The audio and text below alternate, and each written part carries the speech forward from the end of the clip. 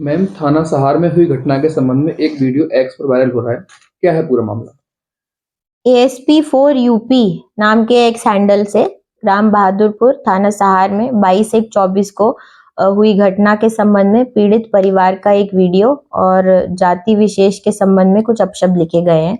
जिस वीडियो में वर्तमान में हुई घटना के अतिरिक्त पूर्व में सास ससुर की हत्या की घटना के बारे में बोला जा रहा है, जिसके संबंध में अभिलेखीय परीक्षण किया गया। तो वर्ष 2012 में मृतक ब्रजेश कुमार के पिता जयप्रकाश की आकस्मिक निधन के बाद परिवार के द्वारा ना तो पीएम कराया गया था और ना ही कोई एफआईआर पंजीकृत कराई गई थी।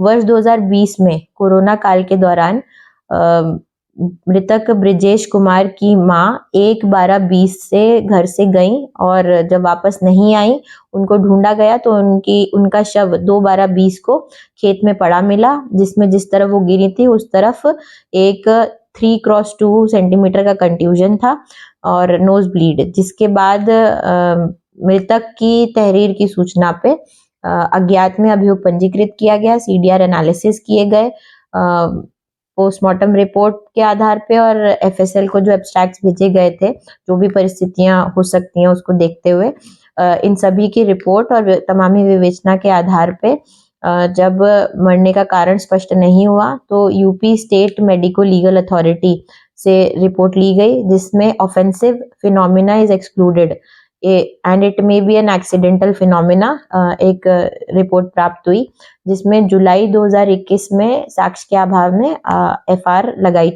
जा चुकी है। तब से मृतक के परिवार क्योंकि मृतका संगीता देवी, मृतक की मां संगीता देवी और गजेंद्र के कई कॉल उस समय विवेचना के दौरान पाए गए थे, तो मृतक का परिवार गजेंद्र के परिवार से रंजिश मानने लगा था। जब भी वो आपस में मिलते थे तो उसमें कुछ न कुछ कहासुनी अपशब्द बोले जाते थे। 22/1/24 को गांव में एक व्यक्ति की कैंसर से मृत्यु हो गई थी। वहां से वापसी के दौरान ब्रजेश और गजेंद्र में कहासुनी हुई। कहासुनी के बाद उनमें हाथापाई हुई।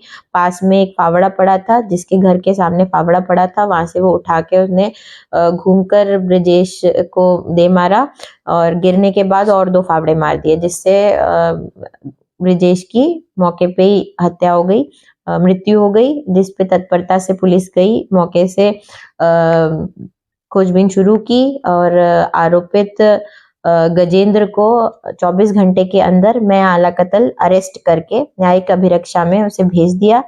पूरे प्रकरण में आरती देवी, मृतक की पत्नी की तहरीर की सूचना पे 4 नामजद और 1 अज्ञात व्यक्ति के विरुद्ध अभियोग पंजीकृत किया गया।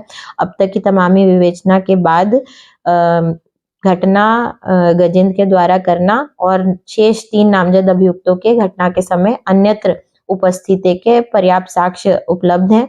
परिवार को कतिपय अराजक तत्वों के द्वारा भड़काकर गलत बयानबाजी कराई गई है, जिस पर विशेष रूप से सतर्क दृष्टि रखी जा रही है। गांव में जो है मौके पे घटना के बाद से ही फोर्स लगाई गई है। इसमें क्योंकि कसीदगी व्याप्त है तो निरोधात्मक कार्रवाई पर प्रभावी रूप से करने हेतु निर्देशित किया गया है।